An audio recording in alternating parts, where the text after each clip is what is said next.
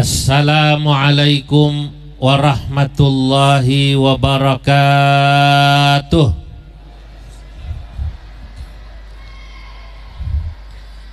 Alhamdulillah, alhamdulillahilladzi farada alaina as-salata was-siyama waz-zakah wa dzalika dinul qayyimah wa aujaba alaina al-hajja marratan wahidatan fil umri liman istata'ah. Wassalatu wassalamu ala sayyidina wa habibina wa syafi'ina wa maulana Muhammadin addal amanah wa ballaghar risalah wa nasahal ummah wa ala alihi wa ashabihi wa man tabi'ahum bi ihsan ila yaumin nahdah, amma ba'da.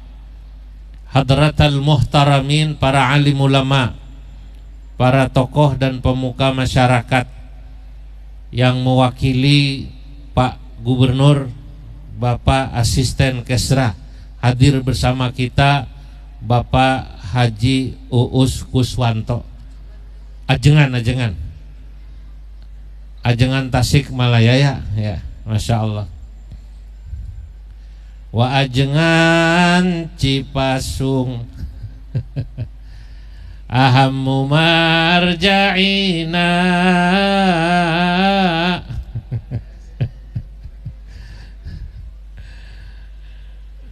Saudara-saudara juga yang saya hormati, Ketua PWNU DKI Jakarta Al-Mukarram Dr. Kiai Haji Syamsul Ma'arif hadir bersama kita. Seluruh DKM Masjid Raya Hashim Asy'ari, masjid kebanggaan warga Jakarta, masjid kebanggaan warga Nahdlatul Ulama, karena dari namanya saja Masjid Hashim Asy'ari. Yang hadir malam hari ini pada tarawih pertama, semuanya semoga dicatat dan diberkahi Allah Subhanahu wa ta'ala, amin. Saya mohon maaf tidak sebut satu persatu. Ada Ustadz Humaydi, Ustadz Sauri, Kiai Ronggo.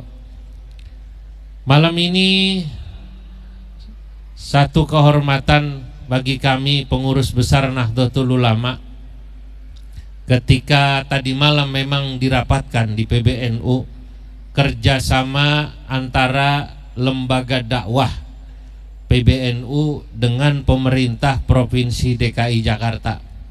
Salah satunya adalah sholat tarawih di sini dan beberapa kegiatan Ramadan. Insya Allah nanti salah satunya lagi Nuzulul Quran yang akan diadakan di Pondok Pesantren Darur Rahman, ya, antara PBNU, PWNU. Saya sudah sampaikan tadi malam kami akan libatkan, termasuk pastinya pemerintah Provinsi DKI Jakarta. Hadirin yang dimuliakan Allah Subhanahu wa ta'ala, malam hari ini saya ingin sampaikan kepada semua yang hadir bahwa sebagaimana kita tahu, bagi Nahdlatul Ulama malam hari ini adalah malam tarawih pertama. Karena Nahdlatul Ulama dalam ikhbar yang disampaikan tadi malam atau kemarin malam, Nahdlatul Ulama memulai puasa Ramadan sebagaimana pemerintah adalah besok, artinya malam hari ini kita mulai tarawih pertama. Kita tahu ada saudara kita dari Muhammadiyah memang tadi sudah berbuka, karena memang Muhammadiyah mengumumkan hari Sabtu mereka berpuasa. Tidak perlu diributkan perbedaan tentang hal ini, karena perbedaan ini merupakan membuat keluasan bagi kaum muslimin. Saudara-saudara, Nahdlatul Ulama terutama Kiai Hashim Asy'ari itu mengajarkan kepada kita bagaimana kita bersikap moderat dalam beragama. Sikap moderat, ciri utama NU itu terlihat dari 4 hal. Pertama, NU itu selalu toleran terhadap perbedaan. selama memang perbedaan itu fi majalil ikhtilaf, pada wilayah-wilayah yang memang diakui sebagai wilayah perbedaan yang harus dihormati. Maka dalam satu syair saya katakan, kalau kita melihat perbedaan, tidak perlu kita keras menyerang orang yang berbeda dengan kita. Kalau ada orang menyerang kita ketika berbeda, ya kita hormati saja. Tinggal kita jelaskan mana dalil-dalil amaliyah NU yang kita lakukan. Saya katakan dalam satu bahar rajas, wahdhar minat ta'nifi fil khilafi wal khulfu lafdhiyun takun dha khawfi. Wahdhar minat ta'nifi fil khilafi, jauhkanlah olehmu bersikap keras ketika berbeda. Wal khulfu lafdhiyun, karena seringkali perbedaan itu bersifat hanya lafaz, tidak substansi. Takun dha khawfi, maka jadilah kau orang yang takut kalau kau berbeda kemudian menyerang orang.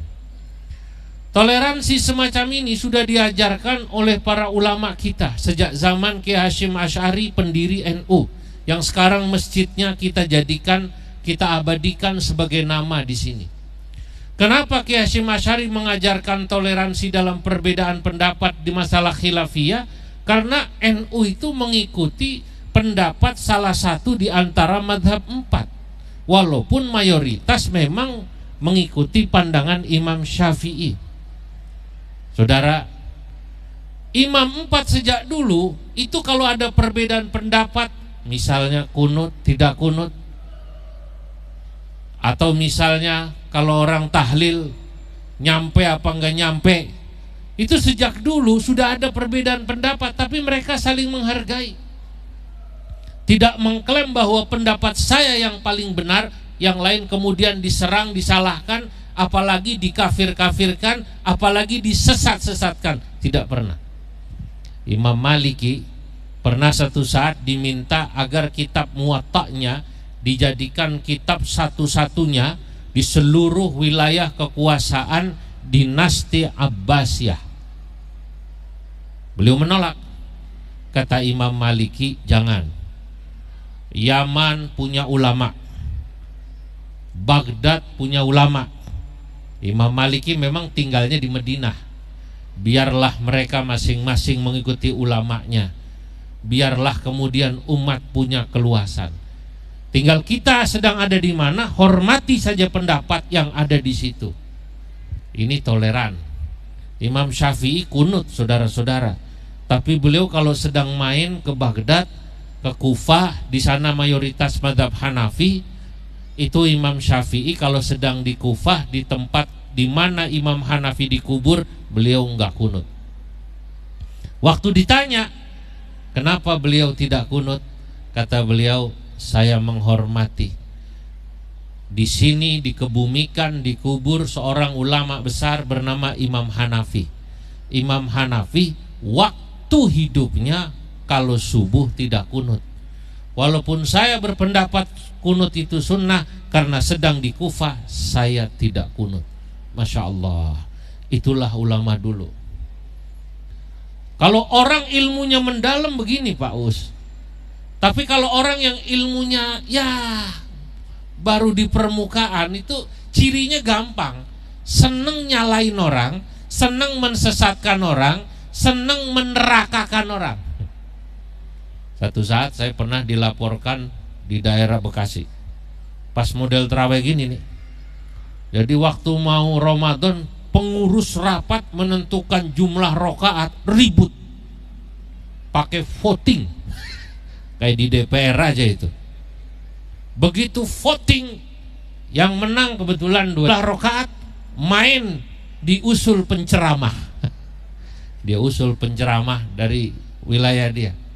Penceramahnya kemudian diomongin, Ustadz tolong nanti kalau Ustadz ceramah di masjid jelasin aja, soalnya kemarin kita voting kalah, yang menang yang 2-3.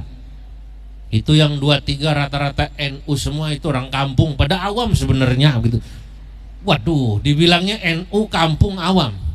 Ustadznya terprovokasi. Pidato dia, saudara-saudara. Saudara-saudara, kalau ada orang katanya berpendapat sholat tarawih itu 23 rakaat, kalau dia ngaji dia tahu Nabi tidak pernah sholat tarawih kecuali 11 rakaat. La fi Ramadan wala fi ghairi. Enggak di Ramadan maupun tidak di luar Ramadan, Nabi itu kalau sholat malam 11 rakaat. Buka hadis Bukhari kalau nggak percaya, kata dia begitu. Kalau ada orang sholat tarawih lebih dari 11, berarti dia bikin-bikin amalan di luar apa yang dilakukan Nabi. Bikin-bikin bahasa Arabnya bid'ah, bid'ah itu sesat, sesat itu neraka. Kesimpulannya yang tarawih 11, yang tarawih 23 neraka. Jamaah yang dibilang kampung panas, Pak. Lah kita udah tarawih masih dibilang neraka juga katanya. Besoknya ngundang ustadz untuk mengkanter, Pak. Ustadznya dikasih tahu kemarin yang ceramah begini katanya, Pak. Ustadznya beres, saya akan jelaskan nanti ceramah. Saudara-saudara, besoknya ustadz yang kedua, kalau ada orang bilang katanya sholat tarawih yang benar itu adalah yang 11, selain 11 sesat, selain 11 neraka, berarti orang ini ngajinya kurang lama. Kalau pertama bilang gak ngaji, kedua sekarang ngajinya kurang lama. Kalau dia ngajinya lama, dia akan tahu kalau yang namanya sholat tarawih itu sholat sunnah mutlaqah, tidak ada batasannya. 11 boleh, 23 boleh. Bahkan di Medina orang sholat tarawih pada masa tabi'in 36 rakaat. Jadi kalau orang membuat batasan sholat tarawih tidak boleh lebih dari 11, berarti dia membuat batasan yang Nabi tidak pernah membuat batasan. Membuat batasan artinya bid'ah. Dialah yang sesat, dialah yang neraka. Jamaah bingung, Pak. Yang senyum yang di luar masjid yang gak tarawih, yang lagi main gitar, si Edi sama si Agus. Kata si Agus, alhamdulillah kita mau masuk surga. Emang kenapa, Gus? Lah kan kita nggak tarawih. Lu dengerin kemarin kata ustadz yang kedua, yang 11 sesat neraka. Kita mah alhamdulillah, Gus, kata si Edi. Nggak 11, nggak 23. Berarti kita surga. Saudara, ini contoh kalau orang tidak memahami perbedaan pendapat yang harus ditolerankan. NU mengajarkan ini. Kita kalau ngelihat perbedaan pendapat dilihat, oh ini biasa. Termasuk padahal awal Ramadan dan juga tarawih ini. Saudara, orang puasa patokannya sederhana. Asyahru hakadha wa hakadha. Itu aja kata Nabi dalam hadis sahih. Yang namanya bulan Komariah, batasan paling rendahnya 29, batasan paling tingginya 30.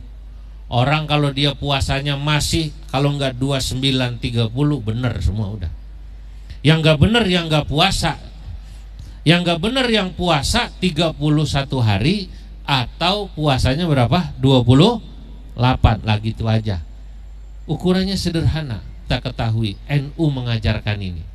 Yang kedua, ciri moderasinya NU itu yang diajarkan oleh pendahulu kita adalah komitmen kebangsaan.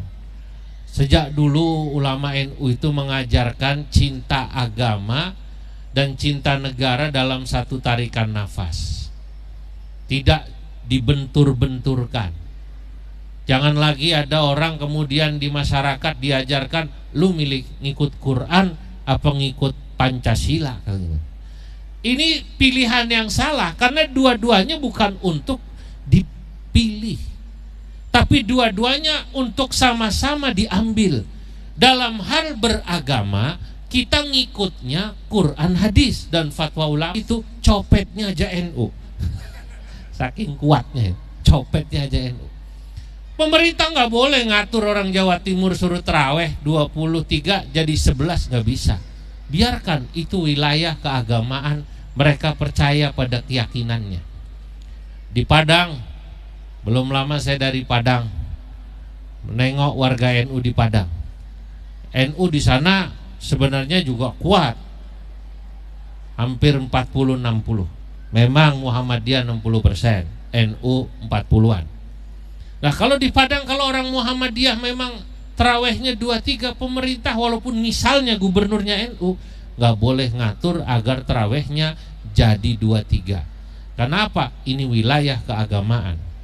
Nah tapi kalau sudah hidup berbangsa bernegara, aturan yang dipakai aturan Pancasila, Undang-Undang Dasar beragam, Undang-Undang Dasar Undang-Undang Dasar 1945.